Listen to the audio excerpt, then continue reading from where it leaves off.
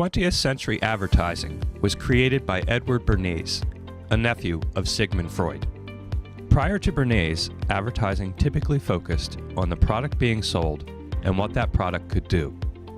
Bernays changed all that, realizing that human emotions could be targeted into the desire to purchase commodities much more effectively than simply saying what a product actually fucking does.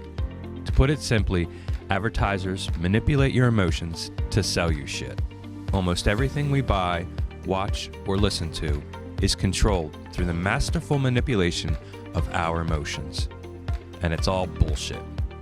Well, except this one. This one I can agree with. Right, what were we doing? Okay. Back in the days of Nintendo and Sega, there were plenty of shit games that were released purely to take advantage of the bursting video game market and make some quick money.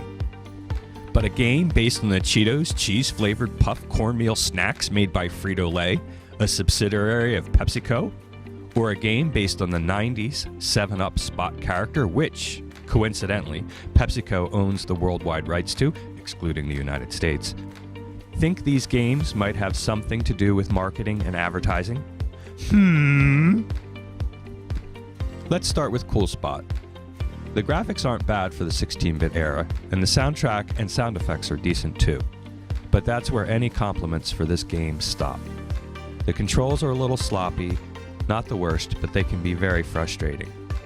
There's a lot of tedious precision jumping in this game, and that's what really ruins it for me. It's just too damn hard. You run around collecting cool spots, which are basically red coins. The life power-up is, of course, 7-Up. It took me 30 minutes to get past the first level on this game. 30 minutes of bullshit jumping around in hell. I really wanted to like this game, but it just wasn't enjoyable. Next, Chester Cheetah's Too Cool to Fool. This game is just a piece of shit. The music is annoying and repetitive, and I didn't find the game to be much fun at all. The controls are wonky, the levels and enemies are largely unimaginative. By comparison, Coolspot is a great game next to this. I'm not wasting any more time talking about this clumsy excuse for a game. Chester Cheetah's Wild Quest is a huge improvement over Too Cool to Fool, but that's not saying much. A dead raccoon by the side of the road would be an improvement over the first Chester Cheetah game. Why they felt the need to have not only one, but two Chester Cheetah games is beyond me. Maybe someone over at PepsiCo was a Super Nintendo fan at the time. In terms of art style, attitude, and types of enemies, this game has a very 90s feel to it.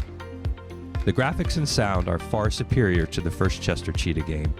The gameplay and controls are much better as well. But in the end, I left all three of these games disappointed.